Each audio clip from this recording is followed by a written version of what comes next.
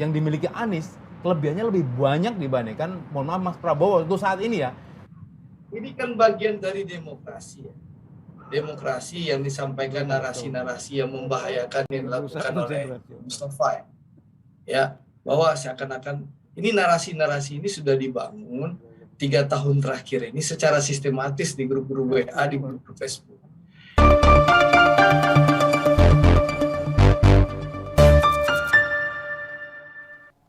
Assalamualaikum warahmatullahi wabarakatuh. Salam seger waras ompen. Para pendukung Pak Anies ini terlihat melakukan berbagai cara, asal jagoannya terlihat berkarisma, gagah, dan selalu membahagiakan orang lain. Tidak peduli dulu mereka berkawan, mereka satu tim. Kalau memang harus benamkan, kenapa tidak? Contohnya ya Pak Prabowo. Mereka melupakan apa yang sudah banyak dilakukan Pak Prabowo.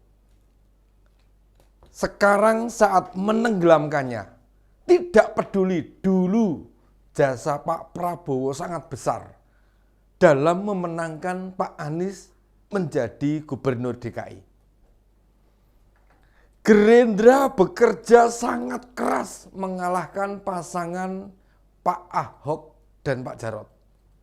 Tidak hanya tenaga, pikiran, hingga duit Pak Sandiaga sebesar 92 miliar melayang sia-sia. Ini tercermin dalam pernyataan yang diungkapkan Mustafa Nahrawardaya, caleg gagal dari PAN dan PKS ini, menyatakan Pak Anies tidak membuat luka umat Islam dan pendukungnya di DKI.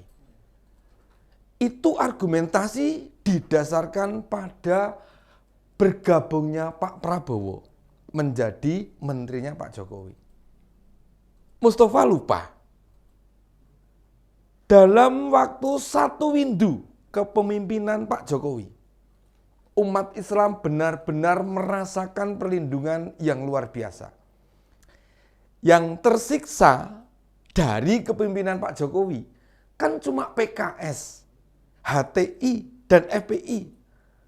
Termasuk diantaranya Pak Rizik Syihab dan AA Bahar Smith. Kalau PKS tersiksa kan salahnya sendiri. Mengapa ambil peran sebagai oposisi?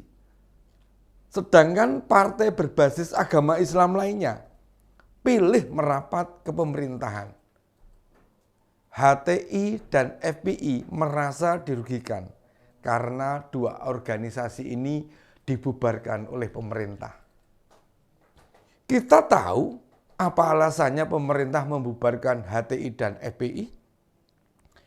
Meski mengklaim mereka berideologi Islam, kita tahu perilaku mereka justru malah merusak Islam itu sendiri. Makanya dibubarkan oleh pemerintah demi melindungi Islam itu. Pemerintah tidak mau Islam rusak karena citra yang dibangun mereka. Sedangkan Pak Rizik dan AA Bahar Smith tersandung perilakunya sendiri yang melanggar aturan. Sekarang tinggal menerima konsekuensi dari apa yang mereka perbuat.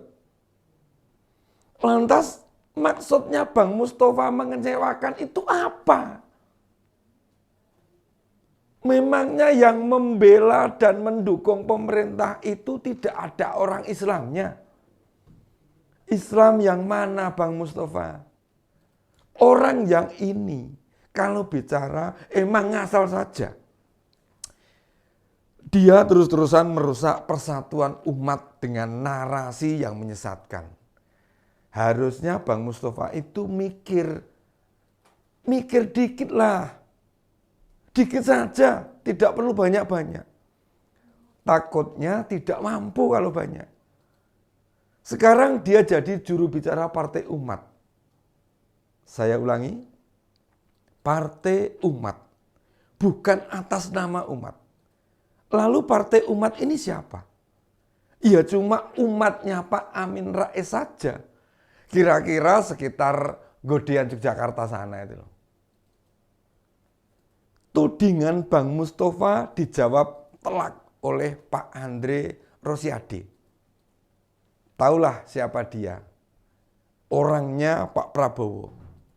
Kata Pak Andre, yang dikatakan Bang Mustafa itu memang narasi yang dimainkan secara TSM. Terstruktur, sistematis, dan masif. Nah, teman-teman masih ingat kan istilah TSM ini?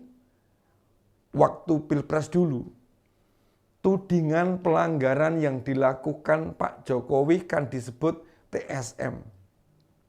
Walaupun akhirnya tidak terbukti sama sekali. Jadi Pak Andre fasih menggunakan istilah ini. Partai Umat dan kelompoknya menyerang dengan hebat ke Pak Prabowo karena alasan bergabungnya ke pemerintahan. Dan itu dilakukan dalam jaringan mereka di berbagai grup. Tidak lagi menyerang Pak Jokowi. Sebab 2024 kan Pak Jokowi sudah berakhir. Mereka bingung mau menyerang siapa. Kalau menyerang PDI takut. Menyerang Pak Ganjar belum resmi dicapreskan. Mereka menyerang Koalisi Indonesia juga belum mencalonkan capresnya. Akhirnya Pak Prabowo yang jadi sasaran. Kita yang di luar pendukung Pak Prabowo tahun 2014 dan 2019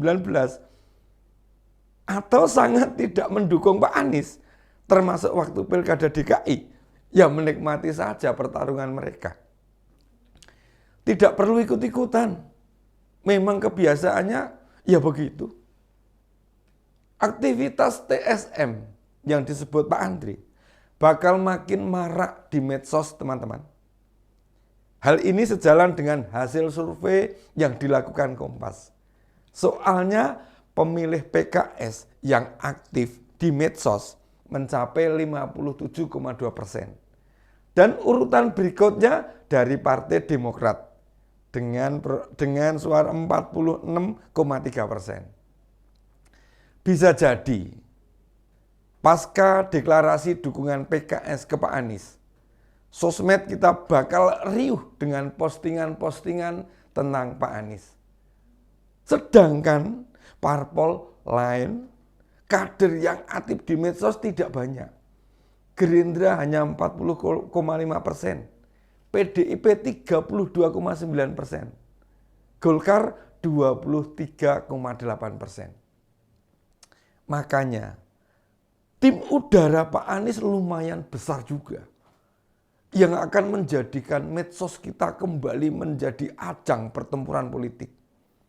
Saran saya, bagi yang bermain medsos, jangan baperan, jangan terpancing, apalagi terprovokasi dengan postingan yang mengarah pada perpecahan. Tidak perlu resah atau takut kalau Pak Anies banyak disebut di medsos. Toh faktanya kita semua tahu. Dia tidak banyak bekerja. Bahkan bisa disebut gagal membangun Jakarta. Penyebutan sukses di Jakarta kan hanya klaimnya Bang Mustafa saja. Kalau dia ditanya atau disuruh menyebutkan deretan keberhasilan Pak Anies, dijamin akan bingung sendiri. Dia itu memang kekuatannya di apologi. Persis dengan cara bicara Pak Anies. Cermati saja untaian kalimat yang keluar dari mulutnya.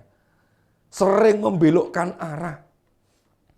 Sebagai partai baru, Partai Umat semestinya tidak perlu sesumbar, jumawa, apalagi memuji-muji Pak Anies setinggi langit. Partainya mau ikut pemilu saja, sempat tidak lolos verifikasi. Setidaknya itu menandakan data yang disampaikan sulit diverifikasi. Makanya dilakukan verifikasi ulang. Kalau mau jujur, apa yang bisa diandalkan Partai Umat ikut pemilu 2024? Nggak ada. Secara ketokohan saja, paling mengandalkan Pak Amin Rais. Siapa sih yang masih melihat Pak Amin Rais sebagai tokoh nasional yang kredibel? Pertanyaan sederhana ini. Mementahkan kredibilitas Pak Amin Rais itu sangat gampang sekali. Dari 5 orang anak Pak Amin, kenapa hanya 2 yang yakin dan mau bergabung dengan Partai Umat? Sedangkan yang 3 tidak mau merapat. Ini jelas menunjukkan hal yang tidak beres. Anak itu ke orang tua, apalagi bapak, pasti penuh dengan rasa percaya. Kenyataannya ada 3 anak Pak Amin yang tidak bergabung tuh. Padahal mereka juga politisi. Ada Mas Mumtaz, Mbak Hanum, dan Mas Ahmad Baihaqi. Ini tidak terlibat atau tidak gabung di partainya Pak Amin Rais. Jadi Mas Mustafa, jaga mulut sampean. Supaya tidak terpeleset omongan yang tidak perlu. Sebagai seorang muslim, apalagi bawa-bawa umat, sebaiknya jauh lebih berhati-hati agar tidak bermasalah dengan hukum. Demikian opini Om Beni. Assalamualaikum warahmatullahi wabarakatuh.